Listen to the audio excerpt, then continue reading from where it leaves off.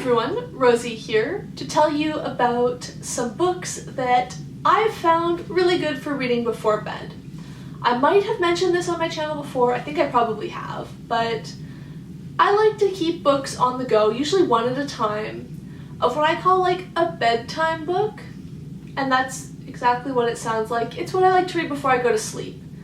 So I find if I read anything too plot heavy or too like upsetting doesn't feel like the right word, but like it's the only word I can think of that fits this. Before I try and fall asleep, I end up just either staying up all night reading or I get really upset and I stay up all night feeling anxious. So for me, bedtime books are usually nonfiction because even a super well written and engaging nonfiction book is less likely to have that, wow, this plot is gripping, I must read the next chapter immediately feeling. And also usually not books about like feminism or poverty or social issues or racism or like things like that, which I enjoy reading about. You guys know I read a lot of books about that sort of stuff. I read a lot of fiction as well. I just can't read that stuff before bed because if I start reading about something like that, I start getting like worked up and upset and like, yeah, mad at the world type thing. And that's not conducive to going to sleep. So that's why I've got this special category of books. Since this is a genre of books, it's not a genre, it's like a category of books that I read that's so important to me, and I'm always on the lookout for books that'll be great for this. I thought it'd be kind of fun to do a video recommending some, whether you need something to help put you to sleep or just you're interested in some good nonfiction, because all of these are well worth reading. None of them are like physics textbook that you don't care about, dry and boring or anything. It's just that they're interesting topics presented in a way that don't make you feel the need to read 100 pages in one go. The first book I want to recommend is The Horse, the Wheel, and Language by David Anthony, which combines archaeology and linguistics to explore and expand our understanding of the prehistoric people who were the original speakers of Proto-Indo-European. So they're the original speakers of the language that is sort of the parent language to all the Indo-European languages, which range from like English to the Romantic languages to I think some languages in India are even Indo-European languages. That's where the Indo part comes in, I guess. So this really looks at who those people were, where did they live, what was their lifestyle like, in the sense that, you know, it's from, I want to say it was like 5,000 years ago that these people existed at least, so it's a while back. We don't obviously have written records of them, but there's some really interesting reconstruction stuff, and it really brings together a lot of information from different sources, and also talks about how their use of horses and their adoption of the wheel allowed them to transform their culture and society and really spread out and spread their culture and their language to a lot of different regions. So this is a fascinating book. If you're interested in languages, I highly recommend it, but the writing is pretty dense, so I don't think I made it through more than 10 pages of this at a go. That's not to say I didn't like it. I did. I thought it was awesome. Just slow and sleepy. Next, I have The Perfect King, The Life of Edward III, Father of the English Nation by Ian Mortimer, which is, from what I can tell, a really well-researched and well-put-together biography of Edward III. He was King of England from 1327 to 1377. It was during his reign that the 100 Years' War between England and France started.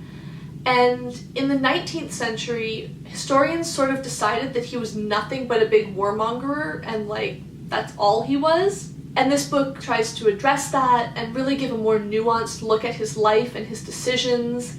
It unpacks how a lot of the decisions we think he made were actually not as clear-cut as they're presented to us usually, or how he actually really did try to be like diplomatic and didn't just sort of say, smallest defense, I'm rushing to war necessarily. As you guys know, I'm all about history that looks not just at names and dates and battles, but looks at the diplomacy that's going on behind the scenes, the factors that people are considering when making decisions, all of that sort of person real stuff I'm so interested in, and this book has loads of it. If you're interested in learning more about the Plantagenets, you're interested in Edward III, or quite frankly, you're just interested in reading a really well-written biography of a ruler who's having to make complicated decisions, then this is an awesome book and you should definitely check it out. Next, I have The Invention of Nature by Andrea Wulf, which is a biography of Alexander von Humboldt, who was a German naturalist and scientist in the late 1700s, early 1800s. And he was really prolific. He was an explorer, he did all sorts of traveling, especially in South America. He did loads of research and wrote so many books. He's sort of the person who introduced the concept of nature as a huge interconnected system to Western science. So really fascinating. There's some kind of staggering parts where he's observing the effects of large-scale agriculture on ecosystems in South America in the 1790s, which is kind of terrifying, not gonna lie, but this is fascinating. If you're in the mood for a biography that has adventure, exploration, and carrying delicate scientific instruments up mountains, then this is the one for you. Switching from history of science to history of art, next up I have The Vanishing Velazquez by Laura Cumming, which is about a Velazquez painting which has been lost. We don't have any record of it now. It probably doesn't exist anymore. And in the late 1800s, a bookseller in England believed that he had found the missing Velazquez, which was already missing at that point in time. So this book is equally about Velazquez and his painting and his art, and also about this bookseller who believed that he had this missing painting, and his quest to authenticate it and to prove to the world that it was real, and how ultimately that sort of ruined his life. This is awesome if you are really interested in art, but maybe don't know too much about it. So I find art interesting, I love learning about it, but it's not something I've ever really studied or read too much about, so I found this really accessible but also informative. And also, if you don't mind an open-ended mystery, then this was just the right level of gripping. Just gripping enough to keep you interested, but not so gripping that you roll over in at 6 a.m. and you're still awake. Jumping to some military history now, I've got How to Plan a Crusade by Christopher Tyerman, which I've talked about this a fair bit on my channel, but essentially it's about all of the logistics and organizing and prep work that goes into getting an army of medieval Christian knights on a battlefield in the Middle East. I think it's an amazing look at medieval warfare, at the behind the scenes of medieval warfare, and very much a book on that topic for people who wouldn't necessarily read other books on this topic. If warfare and medieval warfare is your thing, I think this will be fascinating and you'll probably really enjoy it. But if you'd usually sort of go, not sure about that, not really my subject, then you'll probably really like this one because it's not like any other book on the topic that I've ever read before. If you're more interested in how you transport thousands and thousands of men and horses across long distances by boat than you are about how they actually go about killing each other once they're there, I think this one is a good choice. If you're feeling hungry, may I recommend Cultured, How Ancient Foods Feed Our Microbiome. Is that right? Yes, that is right. By Katherine Harmon Courage, which gets into the what is our microbiome? Why do we have it? Why do we care about it? What does it even do? Spoilers, it's the many, like trillions, billions, I don't know how many exactly, huge numbers of microorganisms that live in and on our bodies. And increasingly, science looks like maybe they control us like giant fleshy mech suits? I don't know, that's an exaggeration. Obviously, I'm not a scientist. What is our microbiome? And what does it do in our lives? Like, how does it interact with us and how does it influence us? And this book is really cool because it looks at that, but it also introduces a whole bunch of fermented foods and other foods that are beneficial to our microbiome in different ways, and includes recipes. If you would like to be immediately inspired to start making sauerkraut in your storage cupboard, or sourdough if you can eat gluten and therefore can afford the quantities of flour that bread requires, then this is the book for you.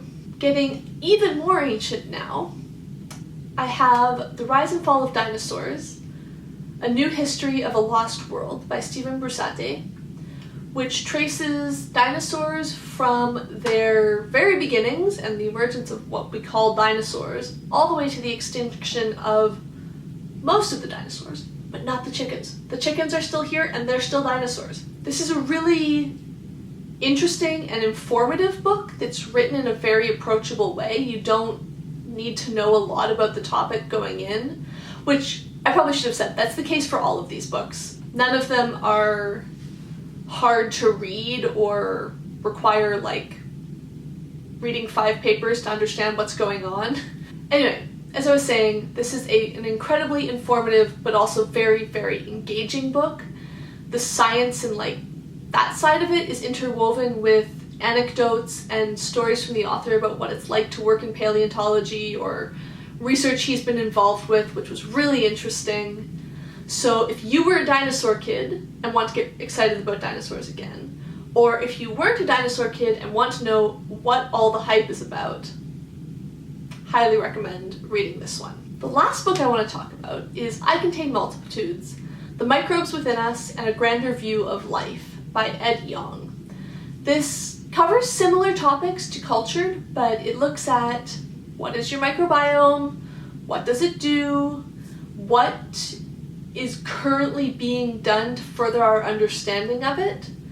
So it looks at the various benefits that microorganisms bring to their hosts, not just in humans, across all sorts of animal and I think plant life, but I'm not sure I'm remembering that correctly. So it sort of explores, what do microorganisms do for us? What do they do for cows? What do they do for squid?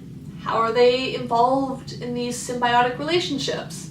And it also looks at how our modern way of life and our modern diet is disrupting our microbiome and disrupting that relationship between people and their microorganisms, which can be a bit scary, but then also highlights how all of the new research and all of this understanding we're gaining can really help us use our microbiome and use microorganisms for good and to help us.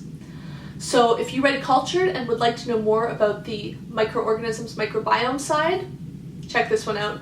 Or if you think microorganisms and a microbiome sound interesting, but for some reason you just hate food, read this one. Alright, so that's all the books I have to recommend to you. Hopefully there's at least 1 or 2 on this list that will help you go to bed soon. But if you've read any of these, let me know down below. What did you think? Do you agree with me? Did you find some of them so riveting they kept you up all night? Also, do other people have books that they read before they go to sleep? Like, can you just read whatever you're reading, even if it's a thriller or something, and then conk out 2 minutes later? Let me know down below. If you liked this video, please give it a like down below, and if you'd like to see more of my videos, please hit subscribe. Thank you for watching!